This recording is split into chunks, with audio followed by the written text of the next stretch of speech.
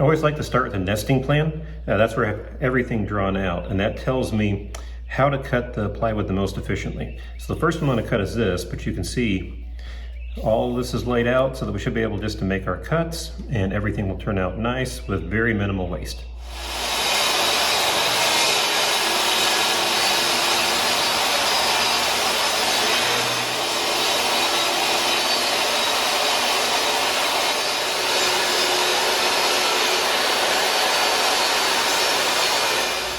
These are our vertical pieces, so I'm going to need to cut out a little slot so that it can go around the baseboards.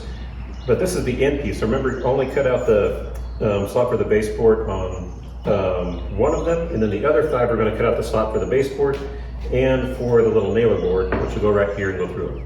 So, start making the notches.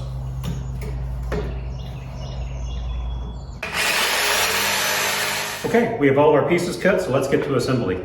You might notice I actually cut this a little bit too short. It's going to be in the back, so it'll be okay, but I'm kind of bummed I cut it too short. But that happens. So let's put some glue on here, and I'm just going to use brad nails to nail it in. And I've measured out where these go. So we will put it here. I'll make sure it's straight up. And get it straight this way. And we'll go straight up this way.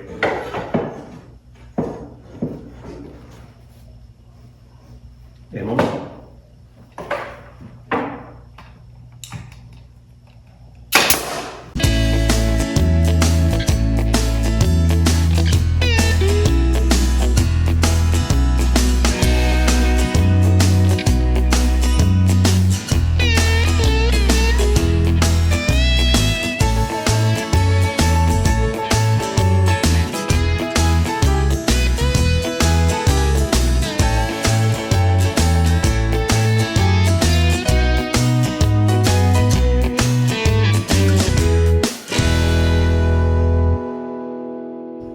Okay, those are all in there. Let's flip it over. We'll put the top on, and then we'll put the front on.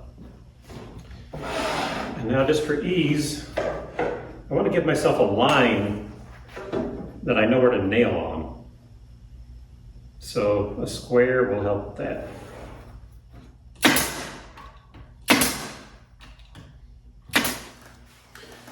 Run out of daylight, so I had to move it into the garage a little bit further. But I got some glue on there. Put a little bit of glue in each one of these. And then we will nail this on. This is our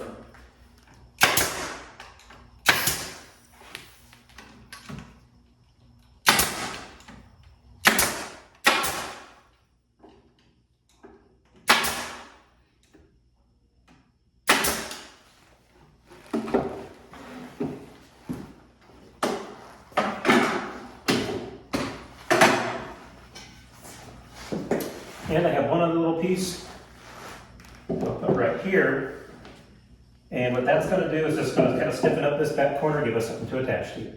We'll get that installed, let the glue dry, we'll sand to make sure everything lines, then we'll hit it with a wrapper. All right, now I'm going to get the coat hook ready. So what I like to use is actually, this is a lath screw. I like it because it has a pan head on it. So I'm going to drill a 1/2-inch diameter hole with a Forstner bit. And I like to put that behind my bracket, so my bracket sits on here, on my little coat hook, that it covers up the hole. So I'll drill some pilot holes for the bracket for this, and then we'll drill the hole for this, and then when I paint it, I can just pop it up there, let me know touch up or anything to do.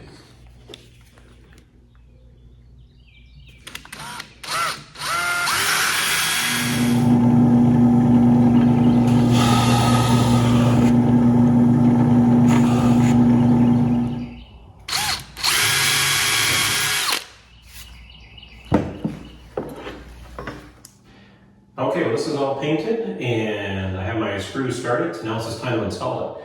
And it does help on a longboard if you have a helper to help you hold it up on one end. So all I'm going to do really is just put one screw in, and there's blocking behind here. We put blocking in as we build it. And then, with that as my hinge point, I can put a level on here. back out enough. Can adjust for level.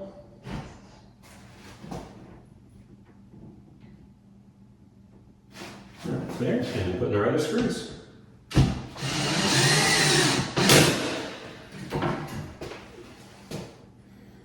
We'll put these other ones in, and we'll install the bench, we'll caulk, then we'll put some hooks on. To attach the basin, it's going to screw into the stud. I'm not really worried about hiding the screw. I don't think anybody will see it. So let's add the screws right here.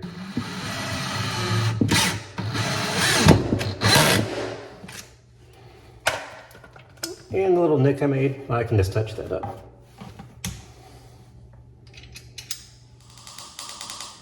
And lastly, I'm just going to caulk it, and when the caulk is cured, we'll just touch that paint around the caulk, and these will be installed.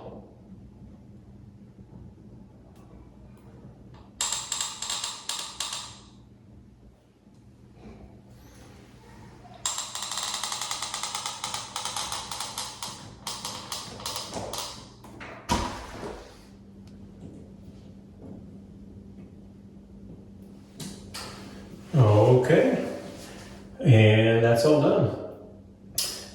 Bench for shoes and coat hook with one sheet of MDF and some paint and glue.